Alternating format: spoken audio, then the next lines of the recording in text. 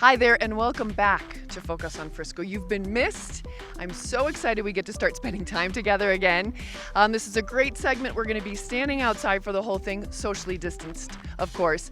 But I have the two new council members that we really can't call them that new anymore because it's been a couple of months. And I believe I'm going to get the chance to talk to Vanessa as well. So it's going to be a great show. Stay with us talking about all things Frisco here on Focus on Frisco.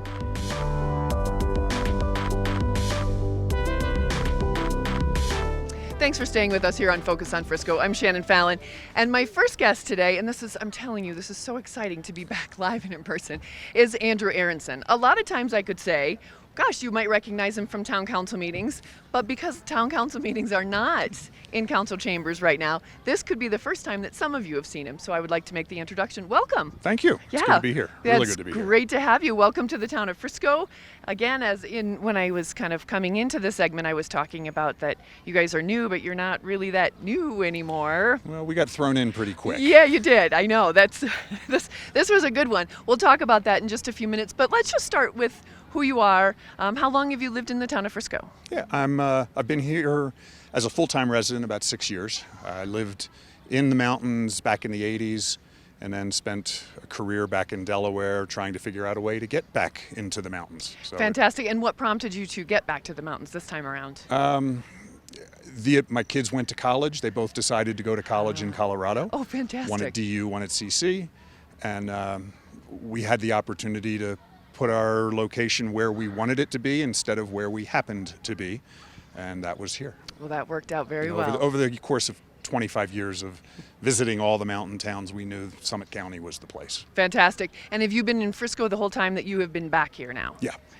And how could you choose a better town than that? There is no better town. So why did you? In looking at all these fabulous towns that are right around here, what was it about Frisco that really drew you in? Because I'm guessing that's one of the reasons that you ended up running for town council. It is. A lot of it was our first criteria in where to live was we wanted to be able to walk to places.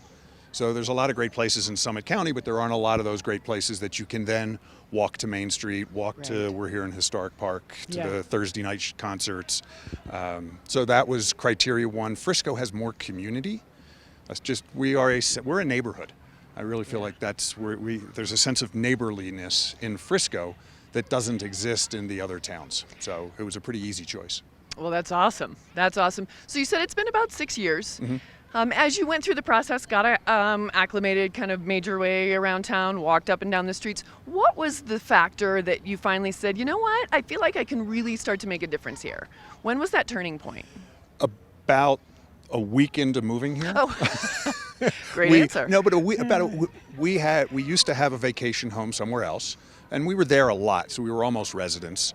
But we had more friends, more people who we had connected with at a higher level here in about 2 weeks.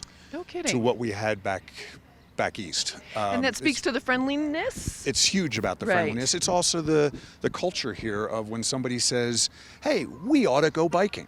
We ought to take a bike ride together. Well, the next thing that happens is we schedule it. Right. As opposed to leave the conversation as, oh, we oughta. Yeah. So that culture of connection is really what, we knew it was going to be a great place, but that culture of connection is really what brought the depth of involvement. Oh, I think that's fantastic. And as somebody who's lived here for more than 20 years, it's really fun and refreshing to hear that perspective. Do you know what I mean? Oh, yeah. No, it's real. It's something, and it doesn't exist everywhere else, I assure you of that. Right, exactly. So it's a special place. Well, I think that's great. Yeah. So then you started to, you realized you were going to stay here. And then within the past year or so, you thought, gosh, I think I can do something for this town. What was it that you thought you could contribute by being on town council? Was it you thought there was something that was missing? Was it that you had a different perspective, which of course, everybody does. Right, exactly. That's a really common campaigning question. The world of why do you want to do this? Right. And I really came into it with no agenda. I'm not angry about anything. I don't think the town has made decisions that they really must do or didn't do. So I came in kind of just thinking, I do believe in service, and I think town council is a form of service. Yeah. My background leads to the ability to kind of evaluate multiple sides of an issue and hopefully come to a well-reasoned decision. So I think my skill set is good for the political process. And I really care about the place. Yeah. You know, I'm not, like I said, I don't have the agenda of my only goal. Now, I will say, I really want our technology to get better.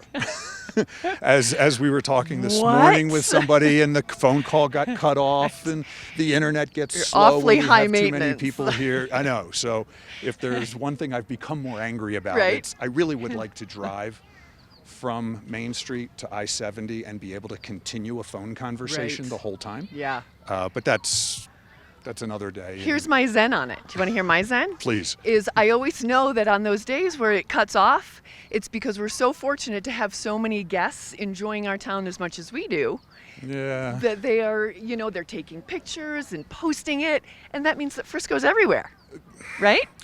There's my zen. Yeah, but You I can still take it want to if you keep the conversation going on the phone. It does seem kind of important. It really does. I just honestly, it's embarrassing sometimes. Right.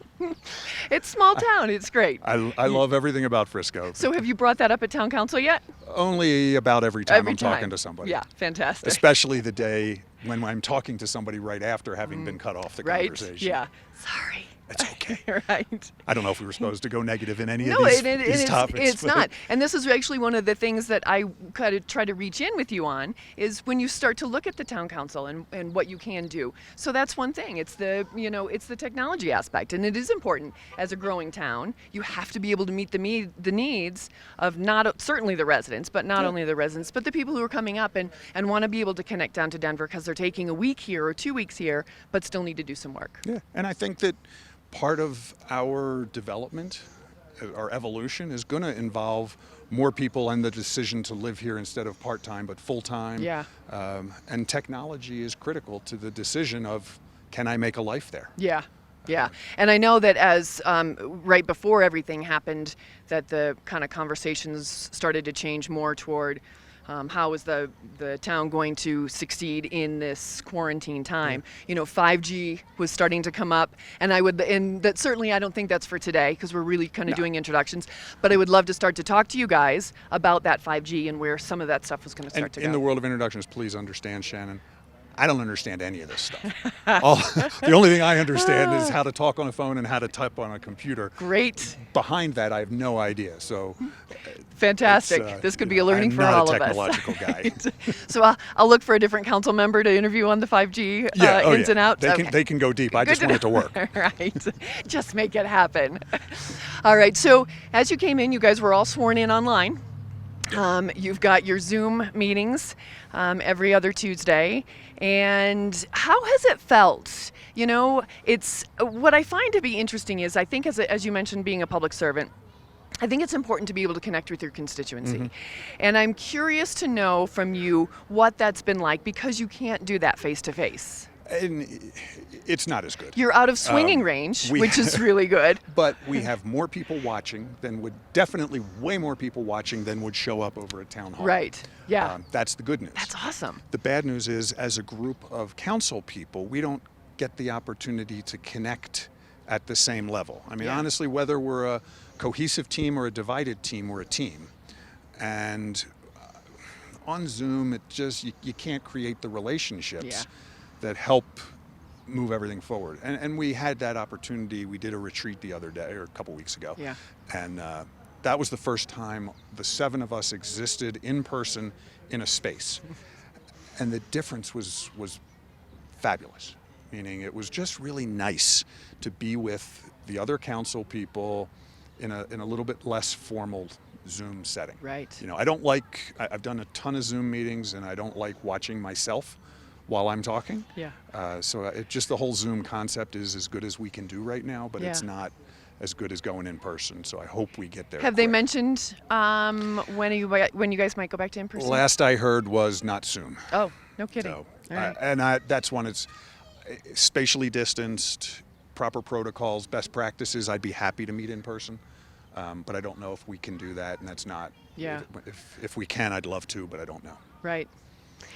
So just to kind of wrap up, if you had to pick kind of what the biggest what has taken most of your time as a council thus far since you were sworn in? What would you say was the most, I don't want to say important because I know everything that you guys are, well, you know, what would you say was the most driving force that the town of Frisco is seeing right now? You know, as we're standing here in Historic Park, the promenade. Yeah.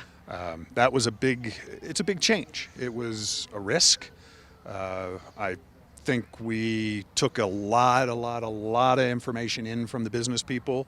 Most of it at the time we made the decision, almost universally, it was either positive or neutral, but we still debated the good and the bad. Right.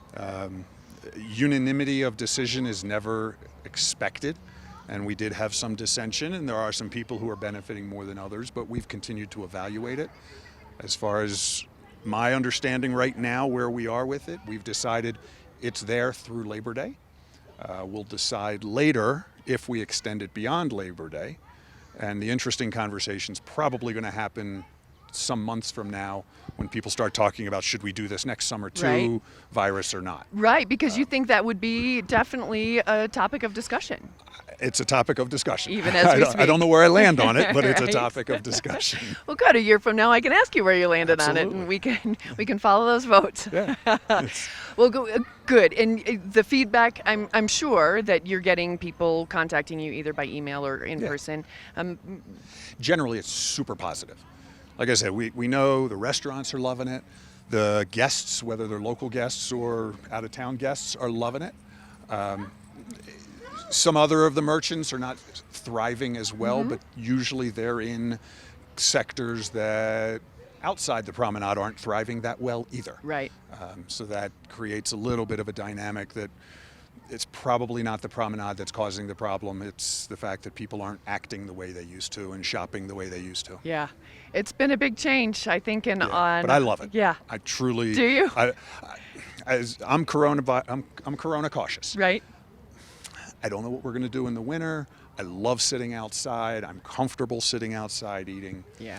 What happens in the winter, I really think we're going to hit a challenge, and I hope we come up with good answers.